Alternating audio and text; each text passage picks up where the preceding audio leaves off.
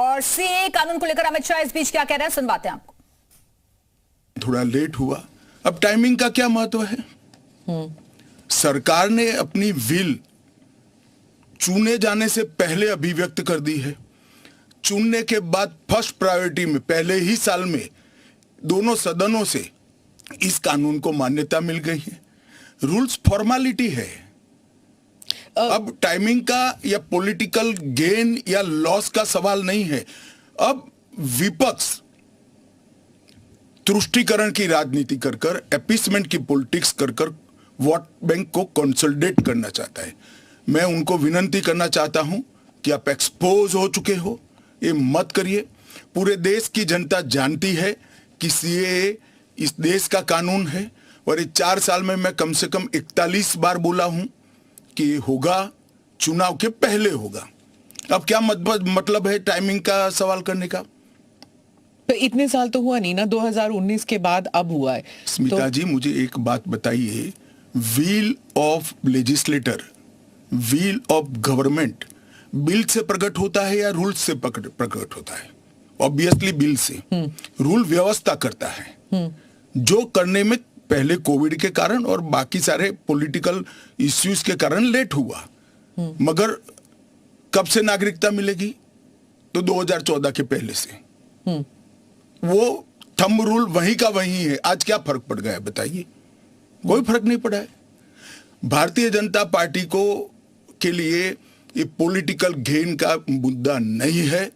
Bharatiya Janata party के लिए, हमारे नेता नरेंद्र मोदी जी के लिए अफगानिस्तान, पाकिस्तान और बांग्लादेश से आए हुए करोड़ों शरणार्थियों को उनका अधिकार देने का मुद्दा है, उनकी वेदना से मुक्ति दिलाने का मुद्दा है और उनकी 3 पीढ़ी को न्याय देने का मुद्दा है, जो कांग्रेस पार्टी ने कभी नहीं दिया। आप कह रहे हैं करोड़ों लोग यहाँ आएंगे, लेकिन ये पॉलिटिकल नहीं है, मतलब आपको कोई पॉलिटिकल फायदा नहीं होगा। लेकिन जो विपक्ष है वो कहती है कि आप एक नया वोट बैंक बना रहे हैं, बीजेपी एक नया वोट बैंक बना रही है अपने लिए। देखिए, विपक्ष को और कोई काम नहीं। उन्होंने तो सर्जिकल स्ट्राइक और एयर स्ट्राइक को भी बताया कि आपका पॉलिटिकल फायदा है, तो क्या हम टेररिज्म पर कदम न उठाए? इन्होंने 370 को भी बताया कि ये आपके पॉलिटिकल फायदे के लिए कर रहे हैं। हम 1950 से कह रहे हैं कि हम 370 को हटाएंगे। उनका हिस्ट्री है, जो बोलते हैं वो करते नहीं है। मोदी जी का हिस्ट्री है, जो भारतीय जनता पार्टी ने कहा है, नरेंद्र मोदी ने कहा है, वो पत्थर की लकीर है। मोदी की हर गारंटी पूरी होनी है। 2019 में आपने एएनआई को इंटरव्यू में कहा था कि जो हिंसा हुई थी उस वक्त, सीए के कारण जो हिंसा हुई थी उस वक्त आपने कहा था एक डिसइंफॉर्मेशन कैंपेन है और वो आप दूर नहीं कर पाए उस डिसइंफॉर्मेशन को, मिस इन्फॉर्मेशन, डिसइंफॉर्मेशन जो भी।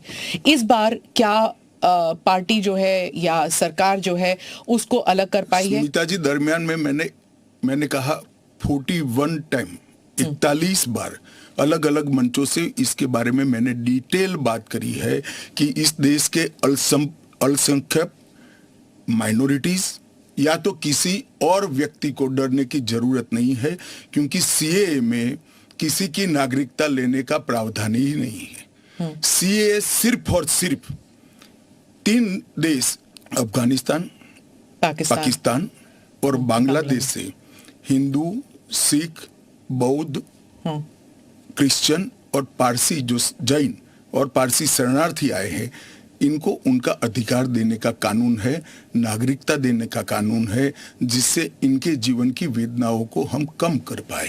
मैं बाकी रिलीजन्स के बारे में बाद में आती हूँ, पहले मुसलमान समुदाय के बारे में बात करते हैं, क्योंकि चाहे ओवैसी साहब हों, चाहे ममता बनर्जी हों, और फिर बहुत से विदेशी मीडिया जो है वो भी कह रही है it's an anti Muslim law, because आप मुसलमानों को नहीं शामिल कर रहे हैं। तो वो क्राइटेरिया ही है कि मुसलमान नहीं होने चाहिए। ऐसा नहीं है। आप इस लॉ को आइसोलेशन में नहीं दे सकती। इस देश का एक इतिहास है। 15 अगस्त 1947 को देश का विभाजन हो गया, देश 3 हिस्सों में बंट गया। वो बैकग्राउंड है। भारतीय जनसंघ, भारतीय जनता पार्टी हमेशा विभाजन का विरोध किया। हम कभी सहमत नहीं थे। इस देश का विभाजन धर्म के आधार पर होना ही नहीं चाहिए था, मगर उस वक्त किया गया। जब धर्म के आधार पर आप विभाजन करते हो और वहां जो अल्पसंख्यक है उन लोगों पर ढेर सारे अत्याचार हो, धर्म परिवर्तन कराए जाए, इनकी महिलाओं को अपमानित किया जाए, वो माँ बहन बेटी के लिए वो शरण में आए भारत की, तो क्या उसको यहाँ नागरिकता का अधिकार नहीं है? और स्वयं कांग्रेस के नेताओं ने आजादी के वक्त सैकड़ों भाषणों में कहा है कि अभी मारकाट चल रही है, अभी जहां है वहां रह जाइए, बाद में जब कभी भी भारत में आएंगे आपका स्वागत है। परंतु बाद में इलेक्टोरल पॉलिटिक्स चालू हुई, वोट बैंक की राजनीति चालू हुई, अपीसमेंट के कारण वो वादा कांग्रेस पार्टी ने कभी पूरा नहीं किया जो आज नरेंद्र मोदी पूरा कर रहे हैं। सर, जो बाकी समुदाय, बाकी जो रिलीजन्स हैं, चाहे हिंदूज हैं, जैन हैं, बुद्ध हैं, सिख हैं, उन सबको तो मैं मानती हूँ, ठीक है, देवर रिलीजन्स बॉर्न इन इंडिया, आंकड़े पर पारसी और अगर आप पारसी और ईसाइयों को ला सकते हैं, उन वो जो रिलीजन्स है, they were not born in India, तो अगर आप पारसी और ईसाइयों को ला सकते हैं तो मुसलमानों को क्यों नहीं? देखिए, मुस्लिम आबादी के लिए ही वो हिस्सा आज भारत का भाग नहीं है। वो भूमि इसीलिए दे दी गई थी। फिर तो हर देश से अव्यवस्था से जो आना चाहिए, इसके लिए भारत के दरवाजे खोल लो। भारत कहां बचता है?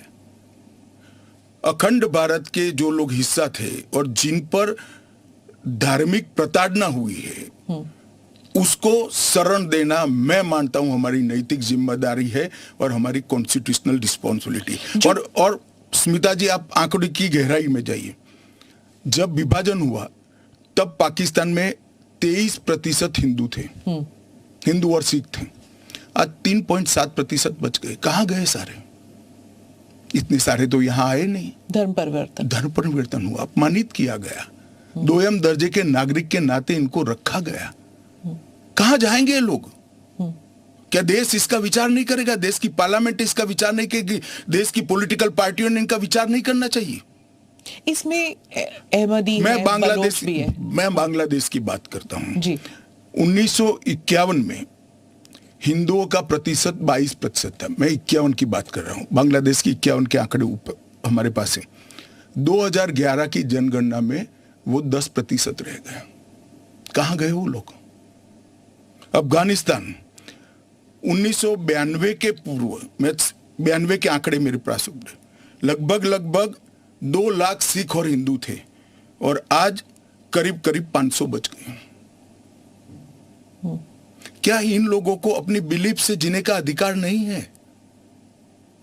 वो जब भारत एक था तब हमारे ही थे, हमारे ही भाई है, हमारी ही बहन है, हमारी ही माता है। अगर यही थियोरी को आप अपना लो तो पार्टीशन के बाद इतने सारे शरणार्थियों को क्यों लिया?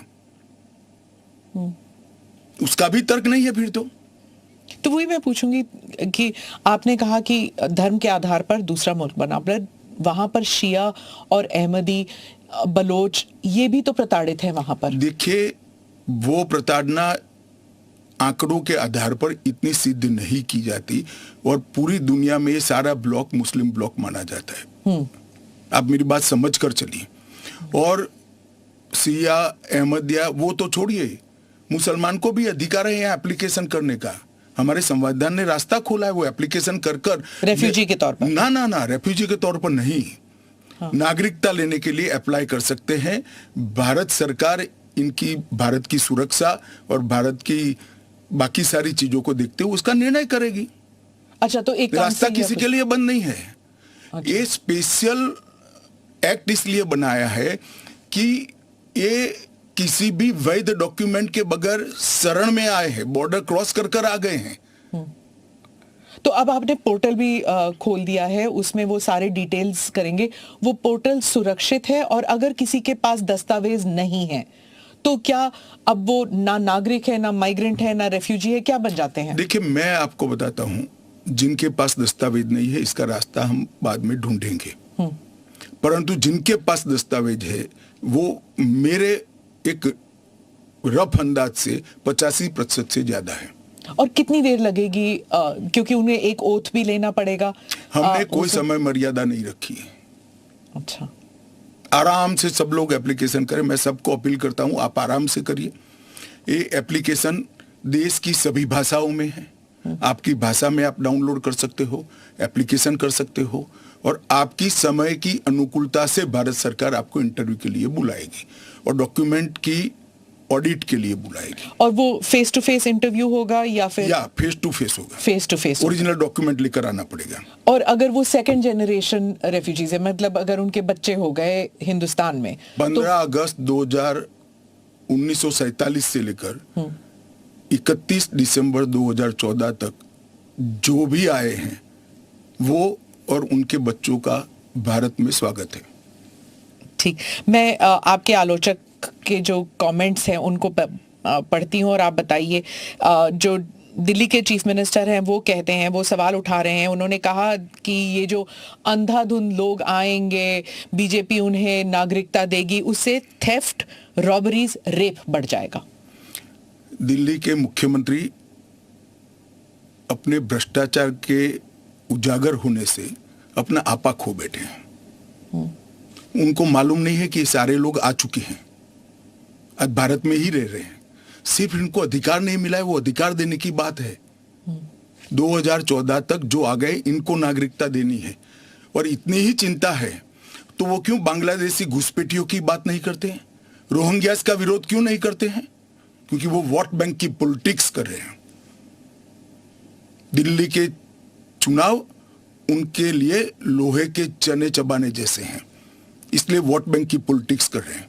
नौकरी का कहां सवाल है, वो ऑलरेडी यहां है, और बांग्लादेशी नौकरी का अधिकार नहीं मार रहे हैं क्या? रोहिंग्यास नहीं मार रहे हैं? इनके लिए तो आप कभी नहीं बोले भाई। सिर्फ जो हिंदू शरणार्थी आए हैं, जो बौद्ध शरणार्थी आए, जो जैन, पारसी और क्रिश्चियन शरणार्थी, इसी का विरोध कर रहे हैं। वो यही कह रहे हैं कि आप अपने नागरिकों को नौकरी नहीं दे पा रहे हैं और इनको आप स्मिता जी वो पार्टीशन के बैकग्राउंड को भूल गई हैं। शायद उनको जो निराश्रित आए थे, जो रेफ्यूजीज आए थे, इनके परिवार के साथ एक चाय पीनी चाहिए। अरबों खरबों रुपए की संपत्ति छोड़कर रेफ्यूजी बनकर यहां आए थे, दिल्ली के बाजार में सब्जियों की दुकान लगाई थी। मोदी जी ने विभाजन की विभीषिका का दिन मनाकर उसको हिस्ट्री का हिस्सा बनाया है।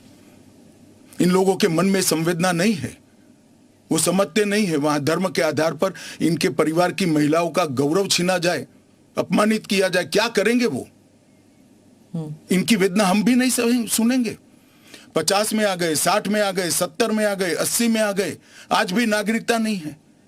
बच्चों को अस्पताल में दाखला नहीं मिलता है, ढंग की नौकरी नहीं मिलती है, छुट भैया नौकरी करते हैं, अपने नाम से प्रॉपर्टी नहीं ले सकते हैं, मतदान नहीं कर सकते हैं। क्यों? क्या गुनाह है उनका? विभाजन का फैसला उन्होंने नहीं किया था, कांग्रेस पार्टी ने किया था, और उस वक्त सब ने कहा था कि जो आएंगे उसको हम नागरिकता देंगे। अब अपने वादे से मुकर जाना, मैं मानता हूं कि हमें तो कम से कम मंजूर नहीं है। इनकी संवेदनाओं को भारतीय जनता पार्टी भी महसूस करती है, इस देश के प्रधानमंत्री भी महसूस करते हैं, और हम मानते हैं कि इनकी ये 75 साल की वेदनाओं का अंत कभी न कभी आना चाहिए, और ये चुनाव के पहले आ जाए वो ठीक है। ममता बनर्जी पे आती हूँ। चीफ मिनिस्टर ने कहा है कि बीजेपी जो है ये हिंदू मुसलमान का खेल कर रहे हैं, और उन्होंने ऑडियंस को कहा कि आपकी प्रॉपर्टियां छिन जाएंगी, आपके बच्चों का एजुकेशन खत्म हो जाएगा, आपको डिटेंशन कैंप में भेज दिया जाएगा, और डिटेंशन कैंप ऑलरेडी हैं। तो ये सीए के जरिए 15 से लेके 20 लाख लोगों की सिटीजनशिप छीन ली जाएगी। देखिए, मैं ममता जी को करबद्ध निवेदन आपके इस कार्यक्रम के माध्यम से करना चाहता हूं। पॉलिटिक्स करने के हजारों मंच है, प्लीज बांग्लादेश से आए हुए बंगाली हिंदुओं का हित मत करिए। आप खुद बंगाली हैं, बांग्लादेश से जो बंगाली हिंदू आए हैं इनको नागरिकता देने के लिए एक कानून है। ममता जी को मैं खुली चुनौती देता हूं, इस कानून की धारा में से किसी की नागरिकता छीनने की एक धारा वो बता दे सार्वजनिक रूप से। वो खौफ पैदा कर रही है, हिंदू और मुसलमानों के बीच में विखवाद कराना चाहती है, अपनी वोट बैंक का कंसोलिडेशन करना चाहती है। ममता जी, इसको मत रोकिए, करने जैसा काम है घुसपैठ रोकिए। नहीं रोक रही है वो नहीं कर रही, आप हमें कोऑपरेट नहीं कर रही। आसाम में कंप्लीट घुसपैठ रोक गया क्योंकि वहां भारतीय जनता पार्टी का शासन है। किस तादाद तक घुसपैठ हुआ है और कब से हो रहा है? देखिए, इसके अधिकृत आंकड़े जब तक कोऑपरेट न करे, ढूंढना बहुत दिक्कत होती है क्योंकि कलेक्टर के हाथ में पूरा मशीनरी। और डिटेंशन कैंप की बात, अगर वो दिन दूर नहीं है जी, वो दिन दूर नहीं है कि वहां पर भी भारतीय जनता पार्टी की सरकार आएगी और हम इसको कड़ाई से रोकेंगे। इसीलिए तो आपको चाणक्य कहते हैं पॉलिटिक्स। नहीं, मैं मानता हूं कि अगर इसी प्रकार की पॉलिटिक्स आप करेंगे, इतने महत्वपूर्ण राष्ट्रीय सुरक्षा के मुद्दे के साथ अपीसमेंट की पॉलिटिक्स कर घुसपैठ होने देंगे, जो शरणार्थी आए हैं उनको नागरिकता देने का विरोध करेंगे, तो जनता आपके साथ नहीं रहेगी। ममता जी को शरणार्थी और घुसपैठिए दो शब्द के बीच का अंतर ही मालूम नहीं है या जान के नहीं कर रही? अब मैं तो जो बोलती है वो सच मानता हूं, इसलिए कह रहा हूं मालूम नहीं है। डिटेंशन कैंप के बारे में बताइए, इसके बारे में बहुत गलतफहमी आ रही है। ऐसा है, आप स्मिता जी इतनी जागरूक पत्रकार है, देश की जानी मानी पत्रकार है, आप भी स्वयं एक बार सीएए को पढ़ लेती, इसके रूल्स को पढ़ लेती तो मालूम पड़ता इसमें कोई कैंप की प्रोविजन ही नहीं। जो इलीगल माइग्रेंट्स हैं, अगर उनके पास कोई दस्तावेज नहीं है, उन्हें वापस अपने देश भेजने से पहले उन्हें डिटेंशन कैंप में रखा जाता है। ये आपने डिटेंशन एरिया में, जेल में नहीं डाल सकते, ये आपने 2019 में मुझे समझाया था एक इंटरव्यू में। सीएए में डिटेंशन कैंप नहीं है, इसी को लेकर मैं सवाल पूछ रही हूँ कि अगर सीएए के तहत वो लोग नहीं आते तो वो कहाँ जाएंगे, क्या होगा उनका? नहीं, उनकी व्यवस्था होगी ना। 100 लोगों का प्रॉब्लम है तो उसमें से 85 का तो अभी क्लियर हो रहा है, बाकी का आगे सोचेंगे। तो कितने लोग होंगे आपके हिसाब से? लाखों में, करोड़ों में, हजारों में, कितने लोग हैं? देखिए, ढेर सारे लोग हैं, इसकी कोई गिनती नहीं है। वो जब एप्लीकेशन आएगी और बहुत सारे लोग, ये जो मिस कैंपेन चल रहा है, अपप्रचार चल रहा है, इसके कारण शायद एप्लीकेशन करते हुए भी डरेंगे। मैं सबको आश्वस्त करना चाहता हूं, आप यहां पर अप्लाई कर दीजिए, नरेंद्र मोदी गवर्नमेंट पर भरोसा रखिए, आपको रिट्रोस्पेक्टिव इफेक्ट से सिटीजनशिप दी जाएगी। आपका अवैध तरीके से भारत में आना इस शरणार्थी के रूप में आपको स्वीकृति ये कानून दे रहा है, इसका कोई क्रिमिनल केस आप पर होगा नहीं और आपकी भारत में की हुई सारी एक्टिविटी को भी वैधता प्रदान की जाएगी। तो किसी को डरने की जरूरत नहीं है। उनके पास